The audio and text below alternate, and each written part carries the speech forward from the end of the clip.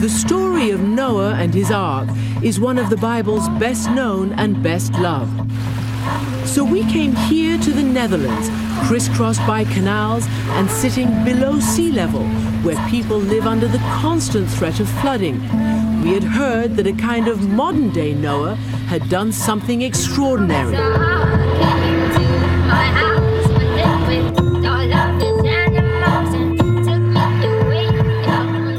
Thanks for having us to your ark. It's amazing. To be frank, I never thought I'd say that to anybody.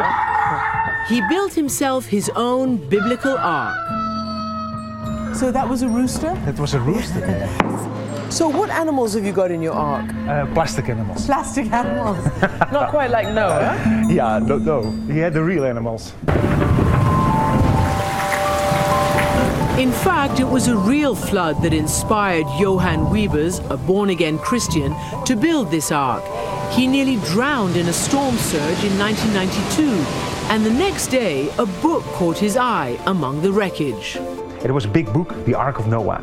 I bought it, and we are looking at the book, and I said, oh wow, I'm going to build the Ark of Noah. My children were so excited, and they ran to my wife.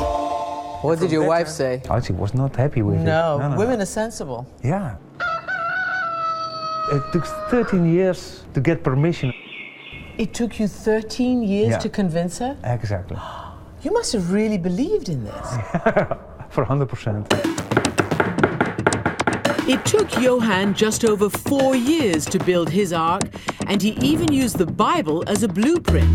300 elbow is the length, 50 elbow is the width, and 30 elbow is the height. When you say elbow... Yeah, it's from here till the top of your fingers. Cubit. The cubit, yeah. I took my cubit because nobody knows how big Noah was at that time.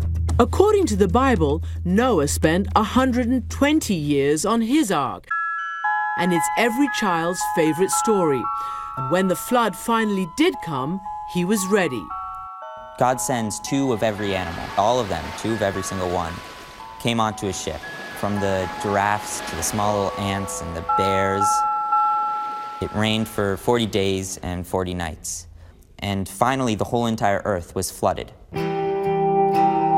Adam Scharf is 17 years old, and as fantastic as the Noah story sounds, even tonight, not far from Adam's home in New York, people are still trying to cope with the aftermath of Hurricane Sandy. And it seems that whether it was just 7 weeks ago in the United States or 7,000 years ago, when a wave washes away the home that you've built, the children and the community you love, the first question we all ask is why? Life often seems inexplicable, and we need to make sense of it. We need something that will help you to assuage your grief and anguish and rage. These biblical stories are a way of finding meaning. When I was younger, the story was kind of a fairy tale for me. I think that when you get older, you kind of see the sadness and the kind of the sorrow in the story, because lots of people die in this flood. Destroying the earth, the Bible tells us, is the only thing God ever regrets. So he sends a rainbow as a promise. This rainbow shows that God will never send a flood again to hurt humanity and all the animals that live on this earth. What happens next is left out of the colorful pages of storybooks. Noah comes out of the ark and he plants a vineyard and gets drunk.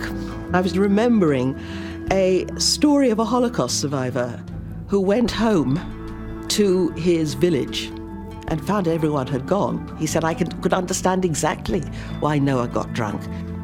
If you imagine what it would have been like after the flood, devastation, all these swollen, bloated bodies lying around, terrible. And it turns out that flood stories like this are not unique to the Bible. They can be found all over the ancient world. These stories didn't drop from heaven one day in a clump of words, all sent by God in book form. These stories developed in a certain place and time.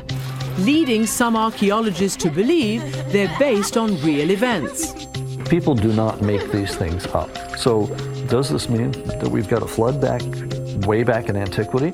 It may well. A story is created to explain something that happened. But in the biblical account, the story is layered with new meaning. The flood is sent as a punishment for people's sins. Hurricane Katrina was the judgment of God. I don't know how much God has to do. We've had an earthquake, we've had a hurricane. He said, are you going to start listening to me here? You know that even today, some Christians will say that the tsunamis and the floods are retribution from God for sins that have been committed today. Some Christians say that. I don't know on what basis they would say it. On the Noah basis. In the fallen world, sometimes God just allows things to happen. It doesn't mean that he is judging people. But Johann isn't so sure. Do you believe he'll do it again? Worldwide, not anymore, but small ones, yes. So small places might be wiped away. Like New York, it's not a small place. No, it's not. It was a big disaster at that time. Does that frighten you? Yeah. But I'm also that the promise of God that it is in his hands. I feel like the moral of this story, for me, helping others will make the world a better place. And a better place for myself will be a better place for everyone, and for my children, and for my children's children.